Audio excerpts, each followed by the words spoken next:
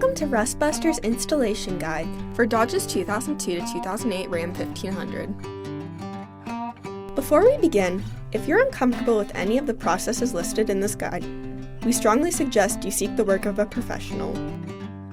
Ensure you have all the tools and utilities listed and that you're following all the manufacturer's safety precautions during use.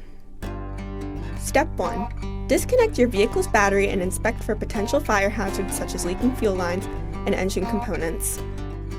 Prepare or remove these before starting. Finally, clear the work area of any safety hazards. Step 2. Lift or remove your bed. Remove the rear leaf spring mount's bolt and push your leaf spring out of the way. Cut off the factory rear leaf spring mount and any obstructions in the work area. Then, grind the frame free of rust and debris, revealing bare metal. Spray the work area with a weld-through primer to help prevent against rust development. Step 3. Take your replacement rear leaf spring hanger and hold it up to the frame using the factory mount silhouette to help with the alignment. We've included a plate that you can use over the frame rail, as there's usually a substantial amount of rot behind the factory hanger. Following proper welding procedures, tack weld your frame plate onto the frame.